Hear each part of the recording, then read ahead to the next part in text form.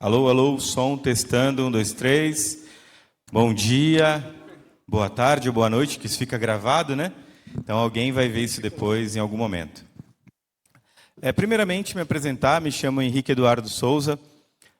Sou especialista em soluções, mas atualmente trabalho como gerente de arquitetura pela Vivo. Sou Microsoft MVP e MCT há algum tempo. Recentemente, eu ajudei a escrever um livro de jornada da API, foi publicado. Estou escrevendo um outro sobre inteligência artificial, que pretendo publicar em breve também, que é basicamente sobre esses modelos de IA generativa. De um tempo para cá, eu tenho estudado bastante inteligência artificial há alguns anos, e é algo que eu sempre comento. É algo que, para você virar especialista, demora muito tempo, em um pedacinho dela, né? E a generativa ela veio com modelos fundacionais que ajudam bastante a você aprofundar e acelerar o seu conhecimento nesse tema de forma muito rápida. Então, a ideia de hoje, pessoal, é a gente bater um papo, que isso virou uma hype, hoje todo mundo fala de tudo que é jeito, em tudo que você entra, você está ouvindo falar de inteligência artificial. Legal, mas vamos falar um pouquinho sobre onde tudo começou, né? Mas é importante que a gente fale sobre algumas coisas antes, que são importantes para que vocês conheçam, até para quem não conhece nada do universo técnico, para quem é uma pessoa mais de negócio, ou uma gerente de projetos, ou até mesmo um PO, um Product Owner, de algum produto específico, é importante você conhecer a inteligência artificial, principalmente as generativas? Sim. Por quê? Não é que a inteligência artificial vai substituir o seu trabalho. Não, longe disso. Ela vai te ajudar a ser muito mais produtivo. Tem alguns cenários que eu venho testando recentemente, eu vou contar algumas coisas legais aqui para vocês, em primeira mão, tá? Que são bem legais, que tá ajudando bastante a gente numa incubadora digital que a gente tem na Vivo. E isso vai, consequentemente, para outras áreas com o passar dos meses ou dos anos, né? Então, primeiramente, o que é importante que você saiba nesse modelo de inteligência artificial generativa? Uma delas, processamento de linguagem natural. Henrique, eu preciso saber profundamente o que é processamento de linguagem natural? Depende. Depende do quê? Depende do que você vai fazer. Você vai simplesmente utilizar modelos que já estão prontos?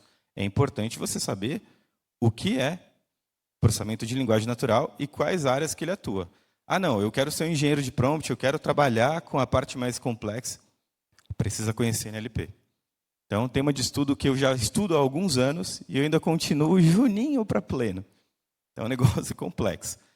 E aí tem um outro tema que é recente também, não tem muito tempo, que é a tal das LLMs, então, que são os modelos de linguagens grandes, né, o Large Language Models, que também são bem legais.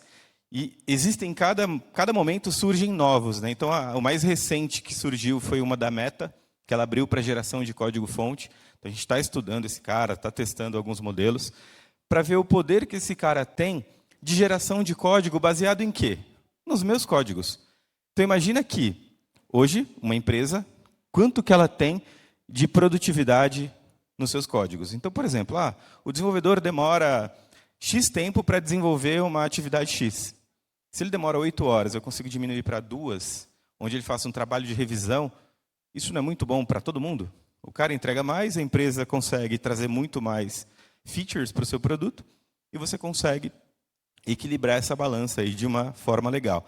Então, as LLMs elas ajudam muito, e cada LLM ela tem uma necessidade específica. Tem LLMs para conversação, tem LLMs para código, tem LLMs para jurídico. Então, eu consigo criar as minhas próprias baseadas na minha necessidade. Então, se você precisa ir para um caminho de engenharia de prompt que você vá entender profundamente, precisa entender LLMs. E um outro ponto importante é o tal do prompt, né? Muita gente me pergunta sobre prompt e token. O que é prompt e o que é token, né? Mas, afinal de contas, o que é o tal do prompt? O prompt, pessoal, ele tem alguns elementos. Então, na verdade, nada mais, nada menos do que uma iteração que você tem com a sua inteligência artificial. E os elementos principais que você tem no prompt é a personalidade. Quer dizer que eu consigo colocar personalidade no meu prompt? Sim. Recentemente, a gente fez um experimento num curso que eu estava dando sobre vendas. Então, eu descobri que, em 207% dos casos, um prompt bem-humorado, que te dá bom dia, que te dá boa tarde, que fala para você muito similar a uma pessoa muito bem educada, ele tem 207% de conversão a mais do que uma inteligência artificial, tipo um chatbot tradicional. Então, isso é uma personalidade que... Eu vou trazer uma personalidade, que eu posso até trazer a minha personalidade para dentro de um agente. Então, isso é algo que a gente vai discutir também. A tonalidade com que ele se expressa. Se ele está alegre, se ele é irônico. Irônico, obviamente, que a gente usa só em alguns casos. Então, eu consigo mudar a tonalidade com o decorrer de uma conversa. Isso é muito importante também. O vocabulário que esse cara vai falar. Então, imagina que ele vai falar com um advogado. Ele não tem que usar um vocabulário técnico? Sim, né? Imagina que ele vai falar com um paciente sobre um assunto médico. Eu vou falar de uma forma clara, simples. Não de forma acadêmica também, não faz muito sentido. Mas, se eu for falar com professores ou até com outras pessoas da educação, eu posso falar de maneira acadêmica. Então, você tem ali maneiras de se trabalhar com esse prompt. Então, são todos parâmetros que eu consigo trabalhar, desde a personalidade, tonalidade, vocabulário e até o estilo da escrita. Sério, Henrique? Vocês já usaram o GPT e pediram para ele fazer um monólogo, para eles fazer um poema japonês, tipo um haiku? Já pediram alguma coisa desse tipo para que ele faça? Ou escrever de uma forma prolixa, igual um arquiteto, né? Arquiteto é prolixo. Então, você pode falar, eu sou um arquiteto, eu tenho um estilo de escrita prolixo, eu sou muito bem-humorado, eu sou um pouco irônico e o meu vocabulário é extremamente técnico. E aí você faz uma pergunta, você vai ver que a resposta é totalmente enviesada em todos esses parâmetros que você configurou. Então, é dessa forma que a gente acaba criando o propósito. Então, em cima dos parâmetros que você colocou, você cria um propósito. Qual que é o propósito do seu prompt, né? É ensinar, é descobrir, é descontrair. Então, você pode ter diversos agentes com diversas especificidades dentro da sua empresa. Então, quer dizer, Henrique, que para cada um eu posso ter um agente específico? Sim. E como isso funciona? Eu tenho um negócio chamado autoconsciência dentro do prompt. É uma consciência humana? Não, nem de longe, tá, pessoal? É baseado naqueles parâmetros que eu mostrei para vocês, eu consigo trabalhar uma autoconsciência. Então, aqui é um exemplo dentro da suíte do OpenAI da Microsoft, que usa GPT-4, usa o mesmo mecanismo que o ChatGPT, e por trás eu estou escrevendo de uma forma que ele é uma reencarnação do Renato Russo. Quem gosta de Legião Urbana aí? Bastante gente, né? O pessoal dos anos 80 e 90 geralmente gosta. Então, onde ele vai responder todas as perguntas que eu faça com alguma interação com uma música do Legião Urbana. Então, pense que isso podia ser um advogado, um médico, um professor de matemática, um professor de língua portuguesa, um professor de idiomas. E você consegue trazer diversos pontos onde você consegue interagir de maneira individual. Então, Henrique, para cada um dos assistentes que eu crio, para cada implementação, eu posso dar uma característica para ele? Sim. Não só para cada assistente que você cria. Você pode ter uma implementação com vários assistentes com várias personalidades. Por quê? Porque ele é dividido em 3 áreas. Quais são essas 3 áreas? A área da autoconsciência é onde eu passo o system para ele, onde eu determino toda a configuração do meu agente. Então, isso eu posso passar numa configuração onde o usuário configure e cria sua auto-persona e eu carregue isso em cada um dos discursos desse usuário. A outra parte, que é o usuário, né, que é onde eu perguntei ali do lado direito, que aparece a minha cabecinha ali, o que eu perguntei ali? O que você me fala sobre o Brasil? Ele me responde, que país é esse? Que é um trecho da música, que é a persona que eu criei ali por trás. E esse é o assistente. Então, se você colocar no seu desenvolvimento, você vai encontrar 3 personas. O system, que é onde você cria a autoconsciência desse chat ou desse bot. O assistente, que é o bot respondendo a personificação do que você colocou. E o usuário. Então, agora, abre a criatividade de vocês, né? você consegue trazer uma série de funcionalidades para dentro de uma companhia. Então, eu posso colocar desde um programador, onde eu estou explicando qual linguagem, stack que ele trabalha, e ali você está vendo que tem um Add Your Data, que são seus dados onde você consegue subir seus repositórios, consigo subir prompts ou até mesmo PDFs e CSVs ou arquivos individuais que eu consigo usar isso para treinar toda a minha consciência e as respostas sejam pautadas naquele documento que eu estou trabalhando. Já começou a abrir algumas ideias, né? Então, em cima disso, você consegue trabalhar alguns casos de uso que a gente vai falar também. Mas o importante é que até aqui vocês tenham acompanhado isso de uma forma clara e entendam que é um prompt, o que é uma LLM e onde isso vai chegar. Porque através disso vem a necessidade do que é um engenheiro de prompt, né? Ah, Henrique, então quer dizer que o engenheiro de prompt é só o cara que escreve? Não. É o cara que direciona todas aquelas capacidades e características daquilo que você quer exemplificar nesse agente. Então, por exemplo, como é que o engenheiro de prompt vai personificar um advogado se ele não sabe direito? Ele vai conversar com o advogado, vai fazer um trabalho de um analista para depois transcrever as características para aquele modelo de system e testar tudo isso se está sendo gerado o resultado esperado. Então, esse é o grande papel hoje de um engenheiro de prompt. Porque essa é uma tecnologia que vocês acreditam que isso vai sumir nos próximos anos? Ou não? Eu acho que não. Eu acho que isso veio para ficar, e veio para ficar de uma maneira jamais vista, talvez, antes do Google. Talvez o Google, depois as Generative AIs, sejam aí a nova hype do momento, né? E muita gente pergunta, mas por que isso virou profissão? Por que veio essa ideia toda de profissão, né? Isso surgiu, pessoal, por uma grande necessidade de custo. Como assim, Henrique? Uma vez que eu tenho a tecnologia, uma vez que eu estou utilizando, o que acontece? Eu pago.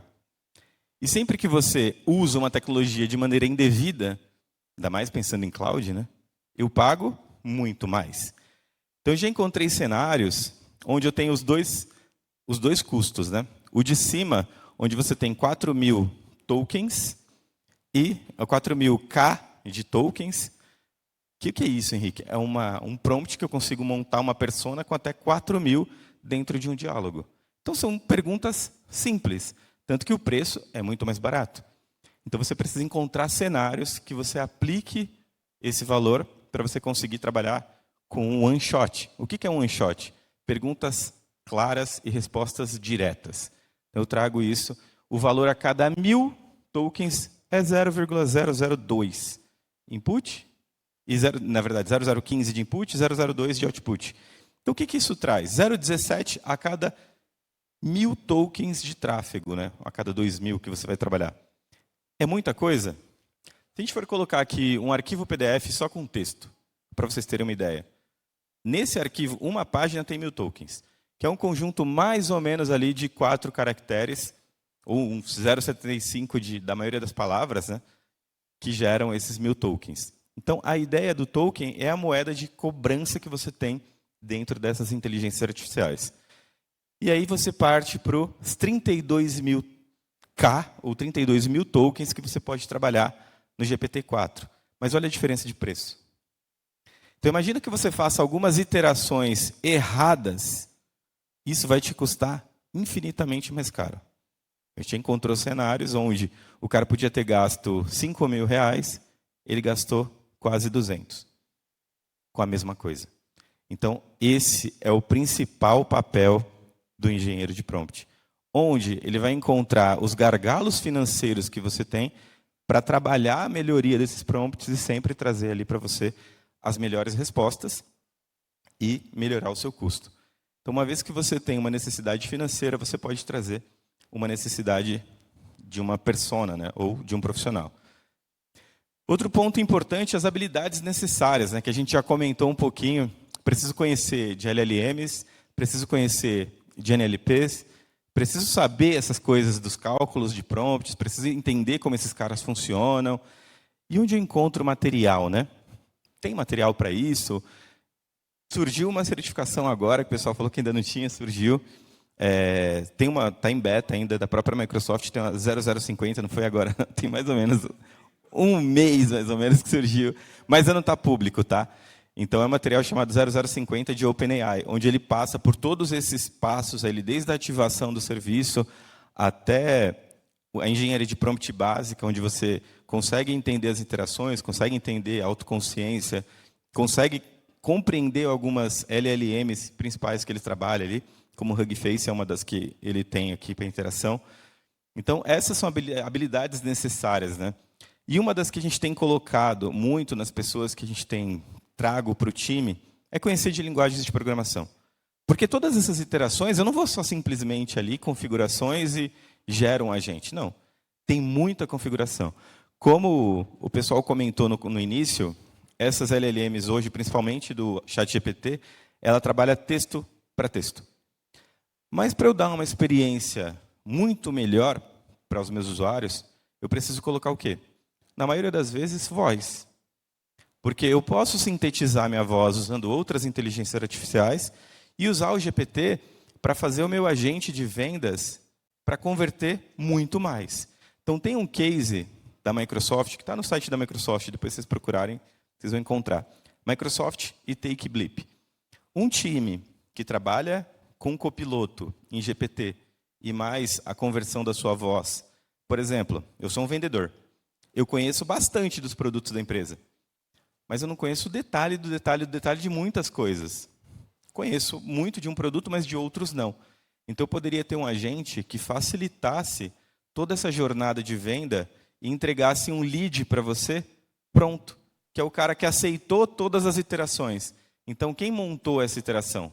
Foi o engenheiro de prompt, que montou toda a stack de começo, início de venda até a finalização, onde eu quero o contato da pessoa, que ela foi treinada para pegar contatos, e-mails ou telefones, e marcar uma agenda. Então, já deixo marcado no seu CRM com o contato da pessoa, só vou ligar para a pessoa ouvir, pô, mas era você que estava falando comigo? Sim, era eu. Obviamente que não. Era o meu avatar, né? Então, eu consigo fazer avatares, atender muito mais clientes do que uma pessoa só. E entregar para o cara só os leads quentes, né? Então, são habilidades ali que você precisa. E a principal delas, tá, pessoal? Criatividade. Porque uma vez que você encontra necessidades da empresa, se você não é criativo e conhece isso daqui, você não consegue trazer nada de bom, nem nenhum benefício. E o que isso muda no cenário econômico, né, Henrique? Tem muita gente que tem medo, vou perder minha profissão. Tem algumas profissões que deram já uma balançada, né? Geradores de conteúdo. Tinham pessoas que cuidavam de redes sociais que ficavam gerando conteúdo. Hoje, se eu criar um prompt bem escrito, eu consigo gerar meu próprio conteúdo. Eu gero bastante conteúdo. Então, hoje, eu uso o GPT para praticamente tudo. Quem vocês acham que me ajudou a montar todos esses tópicos? Obviamente, né? Então, eu sentei, passei um bom descritivo do que eu precisava, e aí pedi para ele topicar para mim de uma forma que desse uma história onde eu conseguisse contar para um público de determinados tipos, independente se o cara é técnico ou não, e que ele consiga compreender toda essa jornada. Então, ajuda muito no seu dia a dia. Então, e o que isso vai mudar, né, no final das contas? Eu acho que as pessoas vão começar a serem mais produtivas. Muita gente acha que o pessoal vai começar a não aprender mais, eu discordo, porque você não vai conseguir questionar o que a inteligência artificial te traz. Mas o principal ponto é que tem gerado muitas oportunidades para quem conhece esse mercado. Pesquisas no LinkedIn aqui no Brasil, você já encontra vagas de Prompt Engineering com Generative AI em mais de 2.145. Isso foi ontem que eu peguei. E aí você procurar em outros países, você começa a encontrar Estados Unidos, Canadá tem vaga. Então, no mundo inteiro, já começa a aparecer vagas de engenheiros de prompt. Por quê? O pessoal conseguiu entender o que essa tecnologia faz, o que é que ela traz de benefícios, e começou a esbarrar na barreira financeira. Foi o primeiro gap que a gente encontrou na nossa jornada de Generative AI com um time de arquitetura, onde o nosso primeiro ponto foi, quanto que a gente vai gastar? Eu preciso colocar isso no meu budget do próximo ano. Eu não faço a menor ideia quanto que a gente vai gastar, não sei quanto que a gente vai interagir. Então, uma forma de fazer isso é conhecendo os seus modelos, o que você vai colocar. Então, isso foi muito importante para nós. Mas, como eu comentei antes, o que isso muda no cenário econômico? Traz algumas outras profissões, igual quando o Google surgiu. Quando o Google surgiu, existia engenheiro de tráfego pago? Não, antes disso não tinha. Eu tinha engenheiro de AdSense? Também não tinha. Eu também não tinha pessoas que sabiam pesquisar no Google. Até eu aprender que tinha que colocar 2 aspas ali para ter um contexto, separar a busca, demorou para caramba. Como tem um monte de gente hoje que ainda não sabe usar o GPT. Quem nunca usou o ChatGPT aqui? Eu acho que ninguém, né? Todo mundo usa e pelo menos uma vez por dia. Então, esse é um cenário que tende a manter-se com o passar do tempo, tá, pessoal? Então, cada vez mais, eu acredito que isso venha habilitando capacidade, junto com os modelos de machine learning, você trazer mais capacidades ali de IA generativa e melhorar ainda mais os cenários. Eu trouxe alguns casos de uso que a gente já está pilotando dentro da companhia e outros que eu pilotei em experimentos ali com POCs e com alguns amigos para clientes deles, né? Então, como eu gosto bastante de ver esse negócio funcionando, eu falo bastante sobre o tema. Qual que é um ponto, né? Quanto tempo? Tem algum advogado aqui? Tem algum advogado? Não. Tá bom. Mas imagina quanto tempo, eu perguntei isso para um advogado. Quanto tempo o advogado demora para revisar um contrato? Alguém tem uma ideia? 3 dias. Então, o cara demora 3 dias para revisar um contrato para gerar os tópicos que vão ser discutidos entre o grupo de advogados. Então, imagina, chegaram 5 contratos, eu tenho 5 advogados na empresa, eu tenho 3 dias dos 5 advogados ocupados. Imagina que eu conseguisse revisar todos esses contratos em 5 minutos e passasse tópicos para eles discutirem que fossem importantes. Quanto eu gero de produtividade para esses caras, né? Então, isso aqui foram pontos que a gente conseguiu entregar para os caras, eles estão brilhando os olhos. Porque eles viviam atolados em cima de pilhas de contratos que agora eles conseguem ver tudo de forma organizada, priorizar, e priorizar por criticidade, tanto de contrato quanto até mesmo de processo. Então, dentro do processo, eu consigo gerar os gates, que são as datas do processo, e nunca mais eu perco uma data de processo. Então, imagina para uma empresa o que isso traz de ganho. Outro ponto, geração de petição. Todo mundo sabe o que é uma petição? Eu também não sei direito, tá? Não vou explicar porque eu não sei. Mas nada mais, nada menos, o cara recebe um processo, ele precisa gerar de acordo com o que ele recebeu. Então, isso a gente faz automático. Eu leio o processo, gero um resumo e mando isso para o pessoal despachar essa petição. Não precisa mais de interação humana. O cara só faz o quê? Beleza, está certo. Então, qual é a evolução do nosso modelo? Conforme eles vão pilotando, isso daqui está ruim, cara. Isso aqui veio errado. Eu consigo cada vez mais melhorando, que é o papel do engenheiro, sentar, melhorar e ajustar esses prompts para que você entregue um cenário muito mais evoluído. Outro ponto que eu achei bem legal, eu vou contar um case rápido. Todo mundo já foi em resort, ou já conhece algum resort. Quando você vai no resort, você tem que responder uma pesquisa. Então, nessa pesquisa do resort, eles tinham mais de 60 serviços dentro do resort.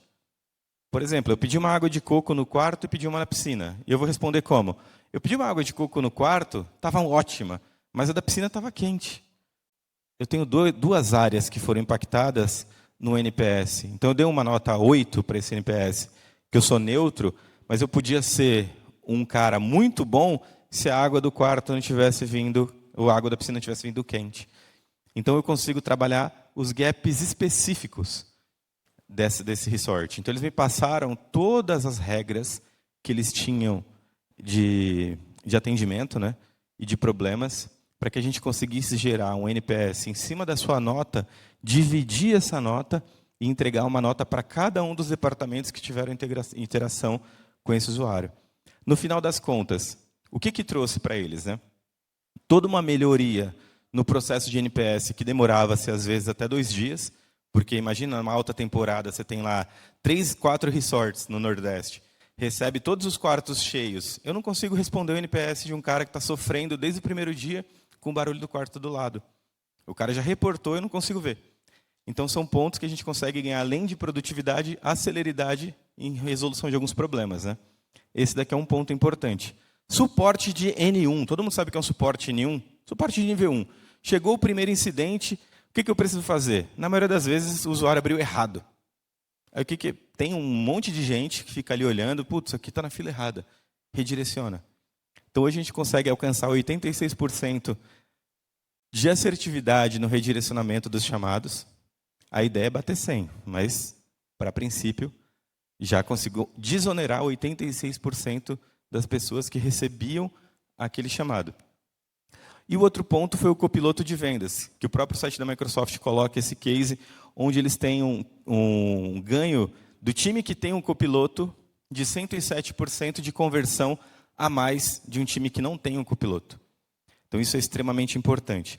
E um outro case, que esse, para mim, agora, no meu caso, eu tenho pilotado, mas eu não coloquei aqui, que eu até vou deixar os meus contatos.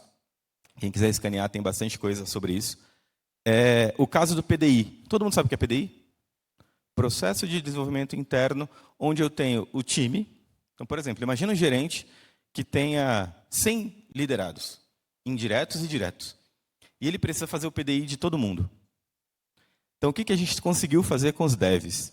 Que era um problema grave. Eu consegui extrair do cara a dificuldade que ele tinha no código. Como que eu faço isso? Consigo analisar o código de cada um dos devs no repositório.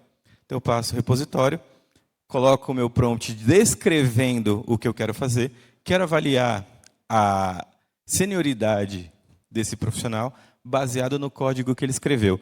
E quero criar um processo de desenvolvimento com o que eu tenho de necessidade na empresa. Então, eu tenho um roadmap estratégico e eu quero trabalhar esses gaps no cara.